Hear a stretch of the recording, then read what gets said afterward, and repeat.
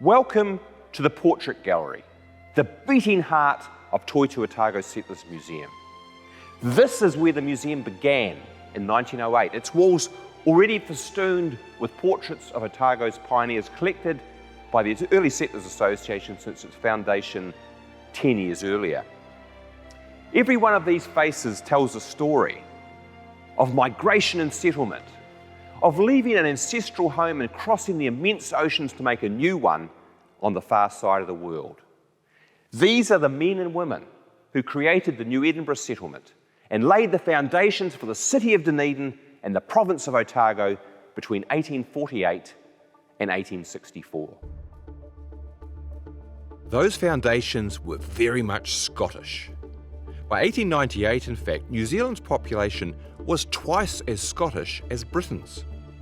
22% of the population was of Scottish birth here, but just 10% there. And the Scots were everywhere, from North Cape to the Bluff, dispersed right across the country and representing almost every part of Scotland.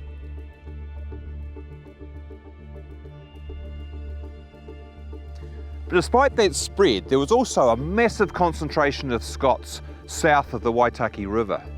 And so we have New Zealand's Scottish Heartland, here in Otago and Southland. But why these people? Why from there, and why to here?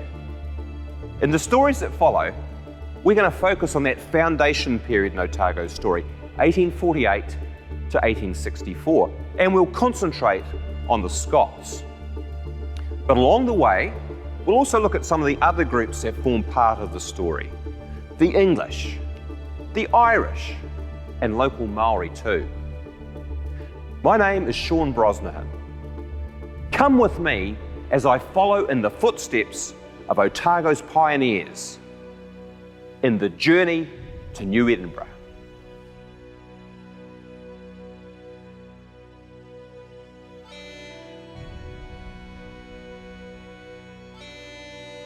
From the end of the Napoleonic Wars in 1815 until the outbreak of World War I a century later, well over 40 million people emigrated from Europe to the New World, an unprecedented level of movement in world history. After years of international warfare, when free movement by sea had been disrupted or halted altogether, a long period of relative peace now began. This opened the way for mass migration on a scale never seen before. And at the same time, improved transport technology with better ships and navigational aids, and railways and canals to carry people more easily to ports, all made it cheaper, easier, and safer for ordinary people to venture across the oceans. Over 2 million Scots were part of the throngs that headed overseas, a massive outpouring from a country whose population as late as 1901 was just 4.5 million. This scale of movement made Scotland proportionally one of the leading nations for sending its population abroad in the 19th century, surpassed only by Ireland, always the #1 exporter of its people at this time, and Norway. But unlike those two countries, whose migration was prompted by poverty and diminished opportunity at home, Scotland was experiencing huge growth through much of the 19th century as it became the most industrialised economy in the world other than England. Moreover, most of the Scots who were leaving were not the poorest of the poor, but rather skilled and semi-skilled artisans from town and country. So why was Scotland industrialising, modernising, go ahead Scotland, losing so many of its people? How did it come about that the second richest society on earth by the later 19th century had emigration rates at the same level as poor societies like Ireland, southern Italy, parts of Spain, and parts of the Scandinavian countries? My answer to it is so much of Scottish immigration was opportunity-led rather than necessarily being the result of push factors. The nature of the Scottish industrial economy meant constant fluctuation, so it was inevitable that during the low points in these international fluctuations, people would think about going away for a better life. The other thing is, with particular reference to New Zealand, in the rural lowlands, land ownership was highly concentrated. Perhaps something of the order of 6,000 to 8,000 families owned most of Scotland. The level below that were the farming class, who obtained land in return for leases, and then you had the vast mass of farm servants and labourers. Farm servants and labourers could not in any way, in the nature of Scottish society, grow to a position of independence through owning land. And this was probably the single biggest seductive force for servants and labourers from the rural areas of Scotland to go to Canada, to go to parts of the USA, parts of South Africa, and not least Australasia.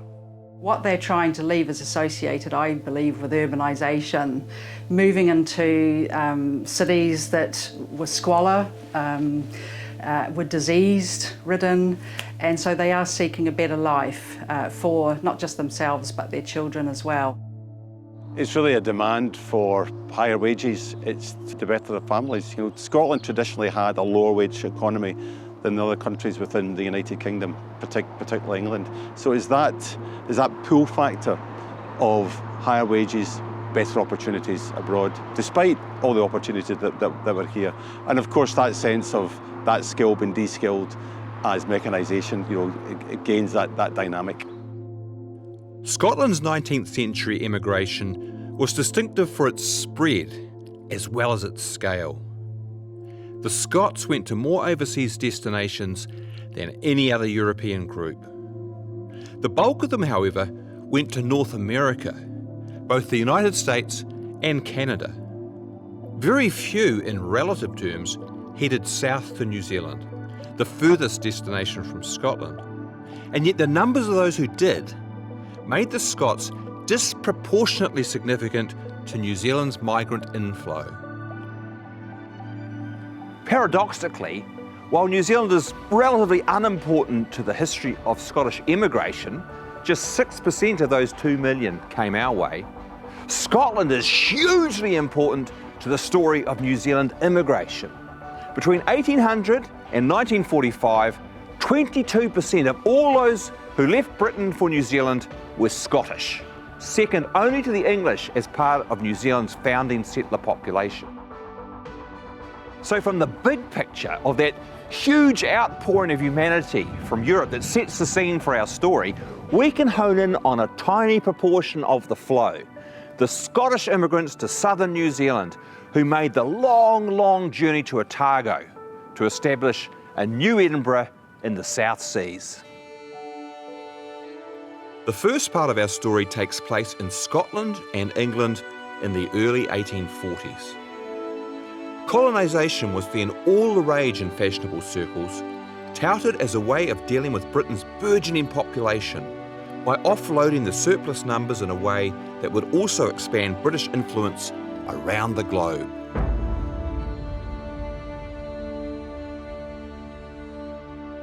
You might even say that Otago's story begins here in central London, because behind the Old Bailey was the site of the Newgate Prison, a notorious lockup in central London for over 700 years until its demolition in 1902. And it was while he was incarcerated there for 3 years in the late 1820s that Edward Gibbon Wakefield wrote his seminal text on colonisation.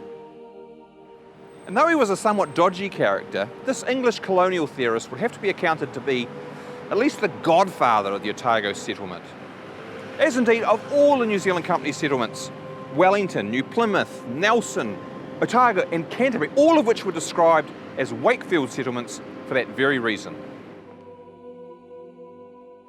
Wakefield was jailed for kidnapping a young heiress with a view to forcing her to marry him in 1826. Now this permanently blighted his reputation in polite society, as you can imagine, but nonetheless, by the 1840s he had amassed quite a following for his notion of class settlements, sort of new and better Britain's idea where splendidly selected groups of the best of English society would be transplanted to New World locations where land could be had for a song and where vibrant new societies might be established.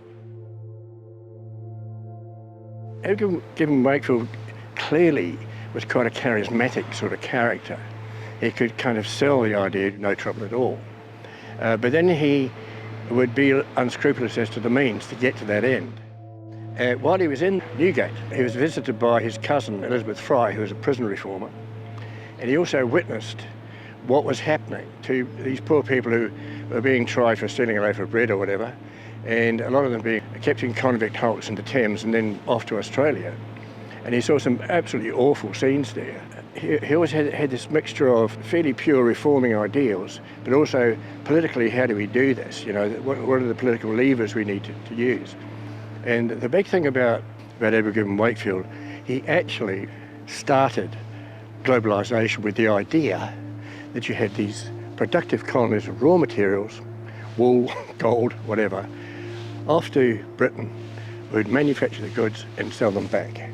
And he was the one who coined the phrases, Britain being the workshop of the world. By 1843, Wakefield's schemes had already been tried with limited success in South Australia, Nelson, Wellington and New Plymouth. The reality had never quite matched the theory though. Some vital ingredients seemed to be missing to make these new societies really gel. So Wakefield had come up with a new idea for the next attempt, adding religious identity to the mix. What happened with the Otago Settlement was that after the relative failures of Wellington, Nelson, New Plymouth, Edward Gibbon Wakefield realised that he had to do something a bit better and get better people on board. So he turned to the different churches, and the Free Church of Scotland was the first one. The timing was perfect. There was plenty of interest in Scotland in Wakefield's theory, and prominent artist and politician George Rennie was already touting the idea of a Scottish colony in southern New Zealand. But it was what happened next that would set in train a series of events that would see Otago established as a church-based colony by the end of the decade.